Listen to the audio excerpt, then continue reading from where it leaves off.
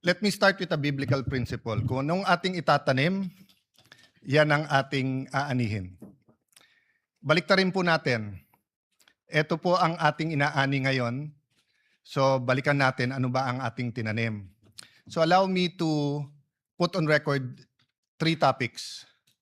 First, ano ba ang karapatan at responsibilidad ng bawat senador? Number 2, when we talk about the dignity ng Senate at yung kasagsagan, kailan ba nag-umpisa yon? And pangatlo, na tingin kong pinaka-importante, ano ba priorities natin and how do we move forward? So, dun muna tayo sa ano ba ang karapatan at responsibilidad ng bawat senador. Gusto ko pong sabihin sa sarili ko at sa bawat miyembro ng Senado na hawak mo yung beat. Mga senador, hawak natin ang beat. Ano po ibig sabihin? Hawak natin ang mic, lalo sa mga panahon na to. Kahit sino po sa atin ang magsalita ay news sa panahon na ito.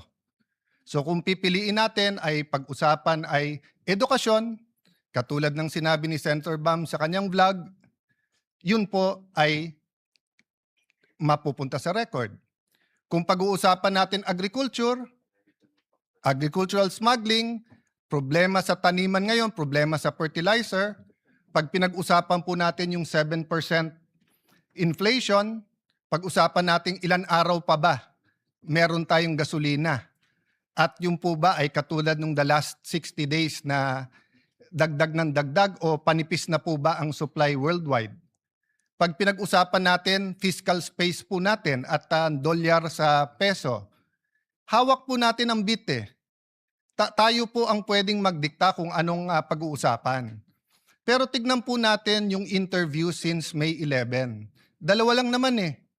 Paano palitan muli si Alan Cayetano?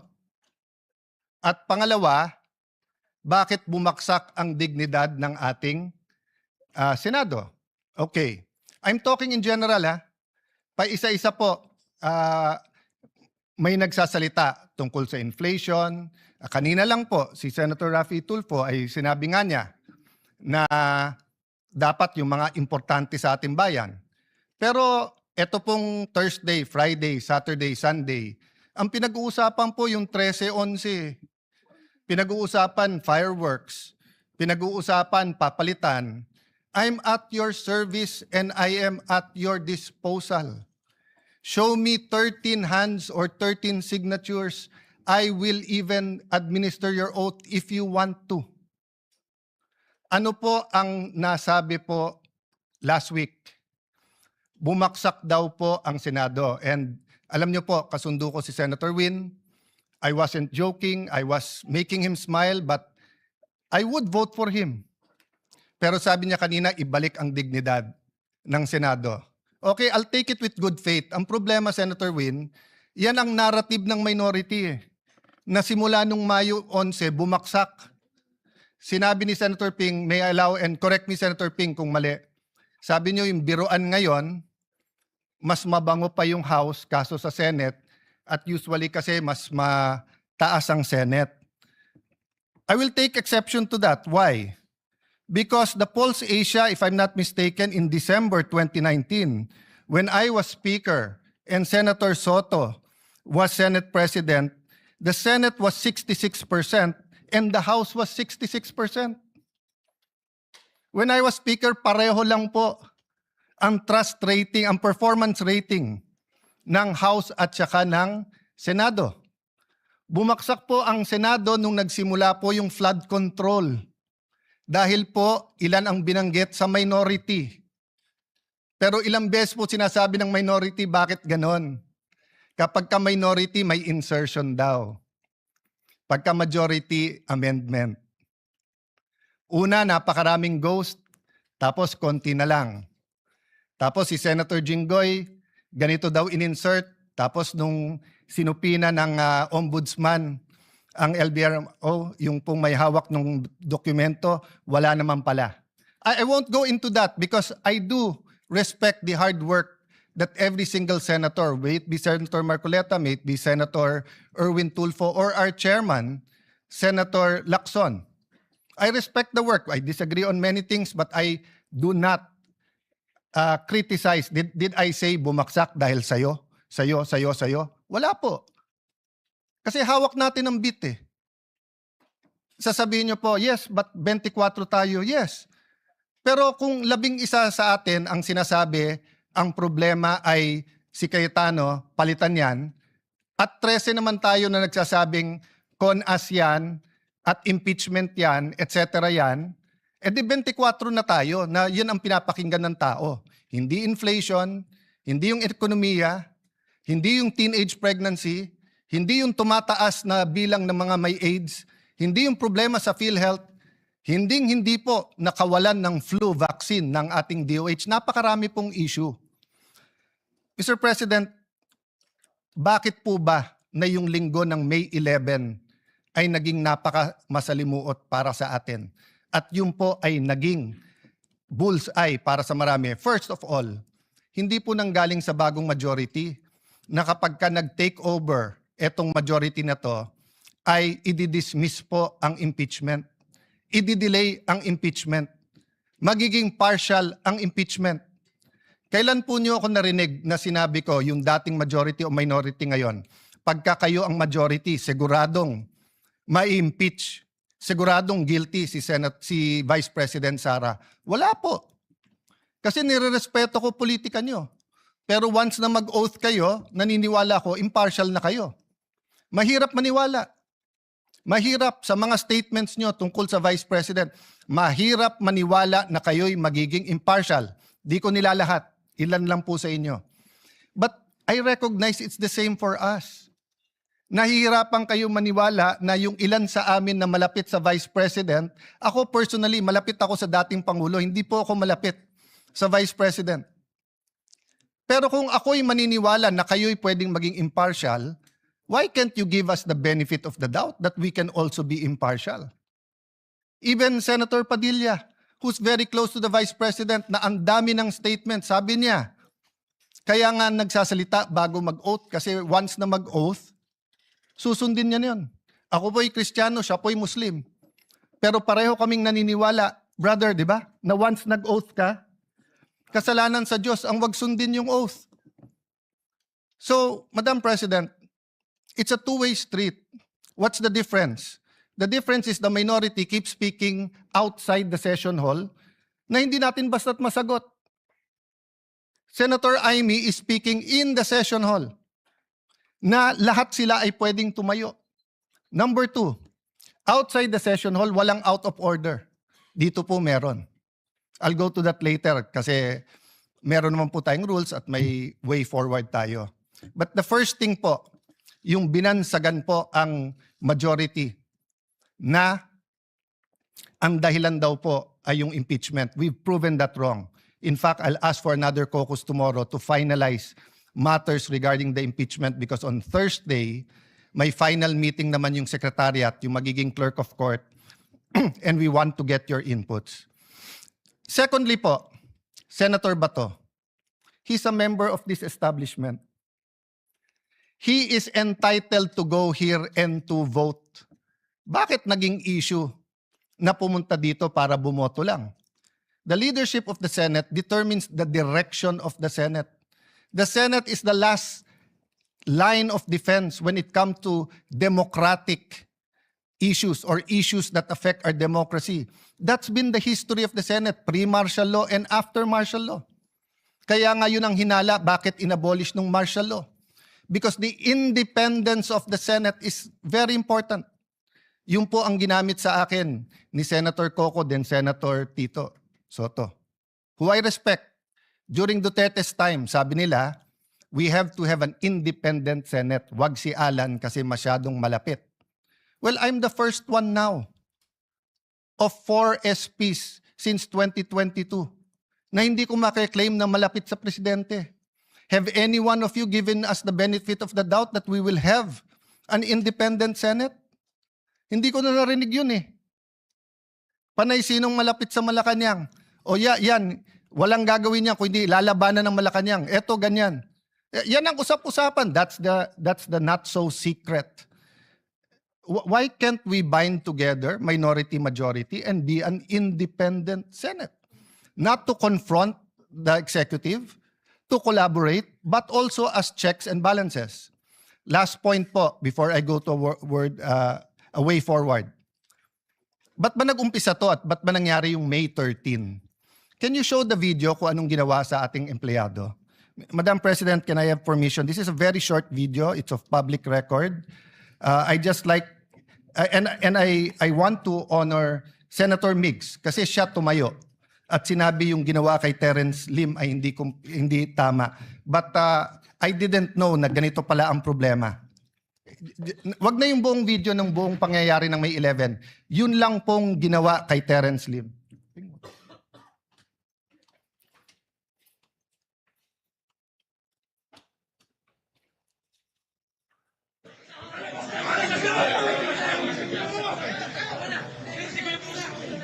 Oh, before that, baksak na siya dyan eh.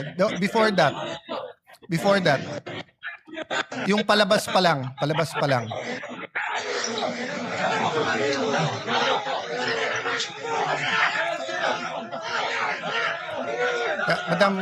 Madam Chair, may I ask, kahit na naghalo yung video, but yung palabas pa lang.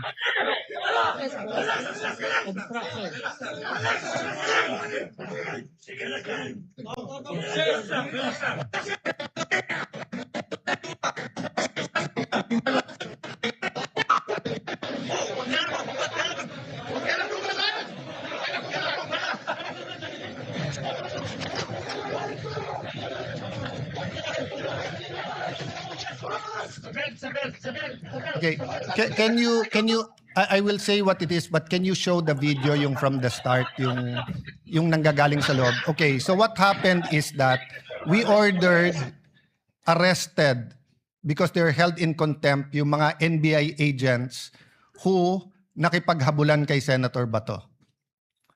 When they were leaving the building, nagtutulakan, kinuha ng mga taga-NBI at ginulpe si Terence Lim.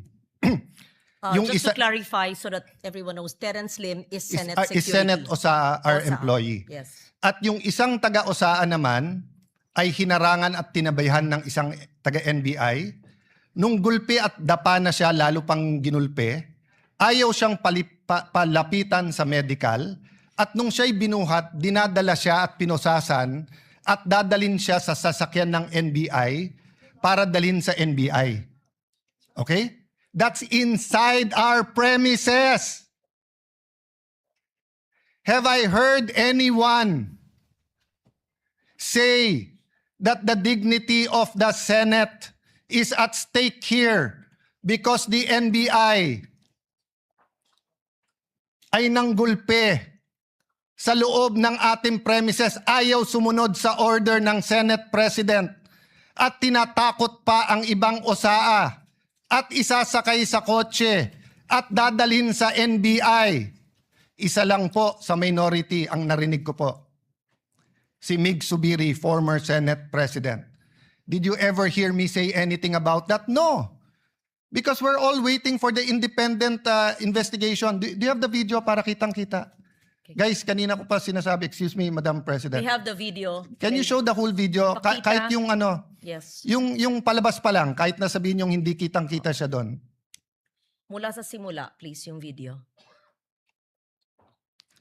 Yung palabas pa lang sila Terence doon sa harap. Who's in charge of the video? Oh. Yes, may we request While they're preparing it, Madam the Chair, technical to show the video this is from the what start. will set the tone of why our OSA was on high alert on Tuesday and Wednesday. And that is why they were wearing vests, and that is why they had to have weapons. Because the NBI was treating the Senate like a palengke. Oh, ayan, is that it?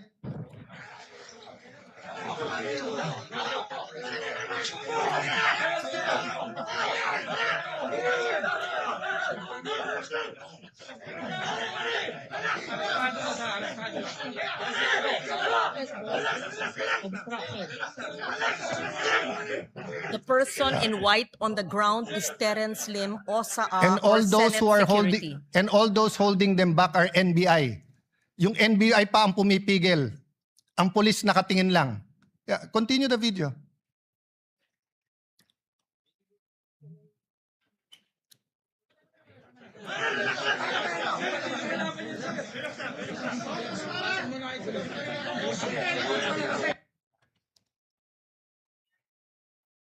No, show the whole video, yung hanggang binitbit sa kotse. O kaya yung CCTV.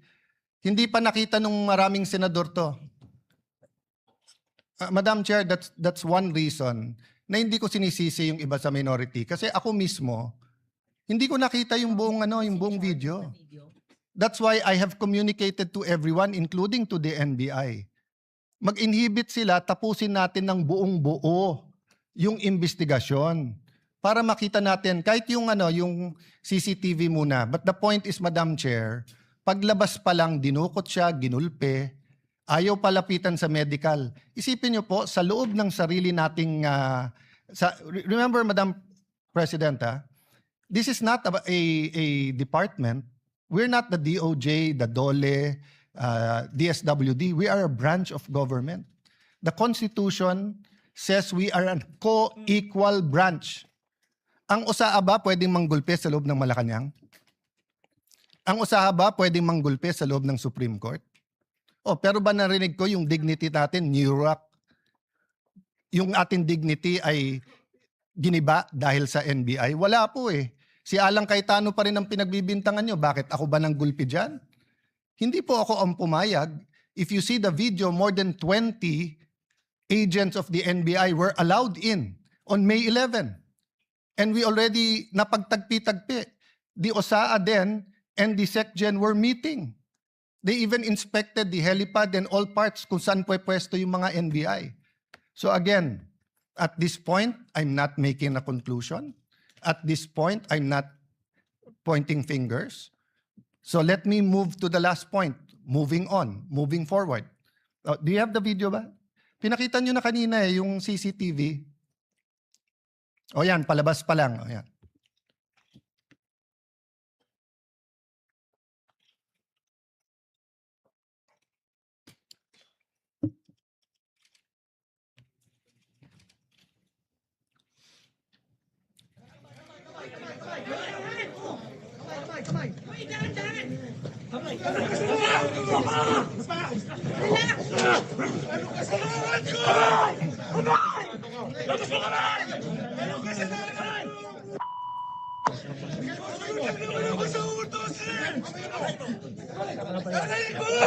Ilabas mo kamay mo! Lumabas! Narinig ko! Narinig ko, hindi ako makahinga! Ilabas mo kasi kamay mo! Binubugbog si Terence Lim na OSAA Senate employee. Binubugbog ng NBI sa loob ng Senate premises. At nung binugbog na, ayaw pandalin sa medical. Ayan, nakatayo na. Footage ng GMA. Pwede ba yung OSAA na kunin ang taga-PSG at isakay ng sasakyan ng Senate at kunin sa Malacanang? Pwede ba yung OSAA pumasok ng Supreme Court at kunin yung isang security ng Supreme Court at isakay?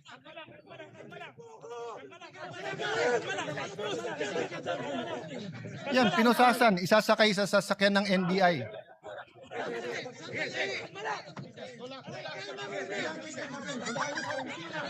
Tingnan nyo sa kaliwa, yung mga taga-NBI, pinipigilan yung ibang OSAA na tulungan si Terence.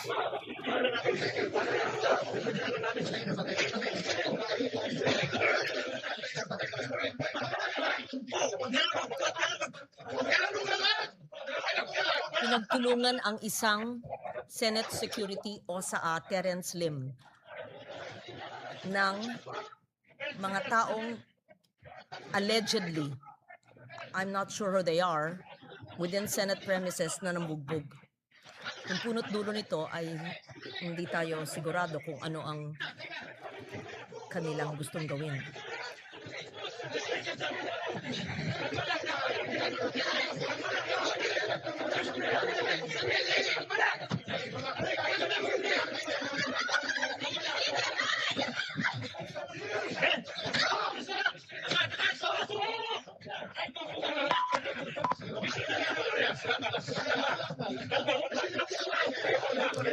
Madam President, I am 1,000% sure, 10 times over 100% sure, that hindi to inauthorize ni Senate President Soto.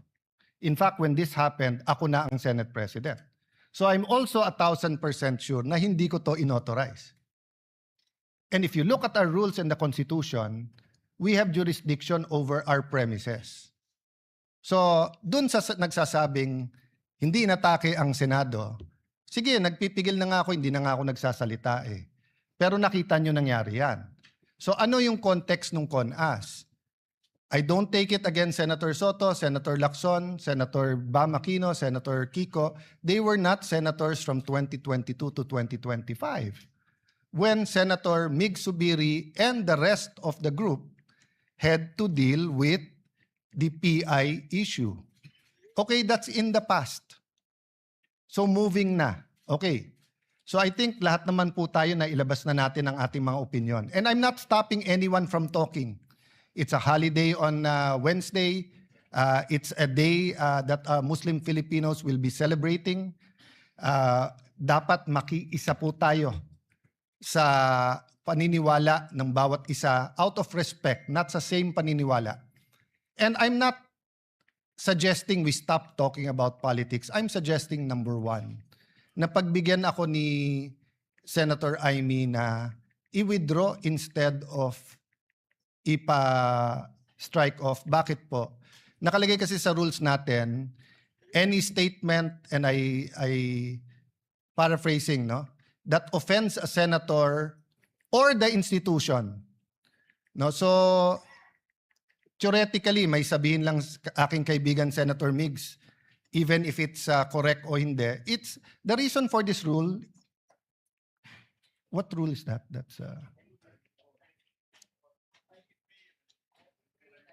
yeah. No senator under any circumstance shall use offensive or improper language against another senator or against any public institution. This has happened many, many times in this August hall. This has happened. We offended each other. But why do you have this rule? Because we're collegial. The reality is we have to go home tonight upset at each other, but we have to go back tomorrow and work. Yun yung spirit nung sinabi ni Senator Pia na nangamusta ba? Because siguro sa lahat sa atin, bukod sa hindi siya mapolitika, she genuinely treats everyone here as her friend. So when something traumatic happens, many of our kababayans don't know that while myself, Senator Mark were in my room, Senator Loren, Senator Camille, and Senator Pia, once the security find out na barilan na, rushed into my room, turned off the light, then pushed them into a smaller room, yung banyo. Diba? So, it's traumatic. You may criticize what she said, how she said it, etc. But akala ko ba all feelings are valid? Bakit pag na-trauma yung nasa majority ngayon, mali. Pero pag na-trauma yung minority, okay lang. Diba? I'm talking in general. Whether you talk about green, yellow, pink. So, labas na ako dyan. Hindi naman ako Senate President ng buong bansa in the sense that I'm not elected like the Vice President and the President. I'm Senate President, but I am the servant leader of the 24 senators, including Senator Bato. I'm here at your service. Kung papayagan ako ni Senator Amy, then I'll ask her to withdraw. Number two, kung papayagan ako ng minority, tomorrow let's talk about the impeachment, but let's also talk about what are your priorities. What are our priorities? Let's use the last few session days.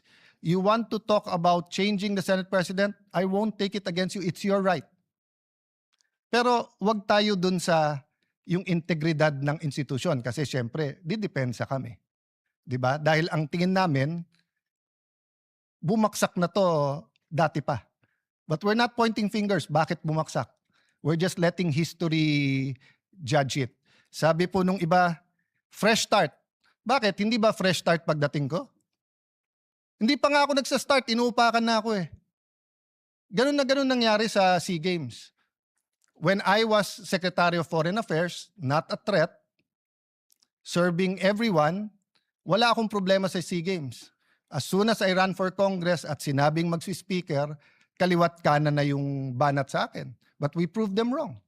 Nanahimik kami, overall champion, most number of gold medals, and it launched the careers of many in the Olympics. So again, I can take that attitude. Sa SEA Games, nagpagulpe muna ako. Actually, wala naman akong choice. Pero hindi kami gumante. Bakit? Because in the end, the performance will decide or will dictate whether we were justified or not yung mga pinanggagawa. So the same with me. Judge me as Senate President every single day, every single week. Kung tatagal ako ng 1 month, 2 months, edi for 2 months, 3 months, 4 months, di ba? Pero yung inuunahan, hindi pa nga nag-uumpisa, fresh start na, medyo foul naman yon. Yes, it's political, pero medyo foul naman, di ba? So I guess yun lang naman po ang spirit ng ating mga privilege speech dito na very political. Can we go back and start talking again about health, about education, about that's why we were unanimous in retaining and again putting Senator Win as the chairman of the Protect Committee because he was doing a good job in how the government can help us, no? So again, my speech is not perfect. You want to interpolate me in a later date, etc. But lahat nung nasa minority may tama kayong sinabi kanina. Sabi niyo po, people are watching us. So Senator Amy, the ball is first in your hands. Afterwards, it goes to the minority. Thank you for giving me this. Oh, sandali lang po, Senator Padilla, na hindi ko tataasan ng boses, brother. Ay magsasalita muna daw. Thank you for this opportunity, Madam Chair. Thank you, Senate President Alan Cayetano. We recognize Senator Robin Padilla.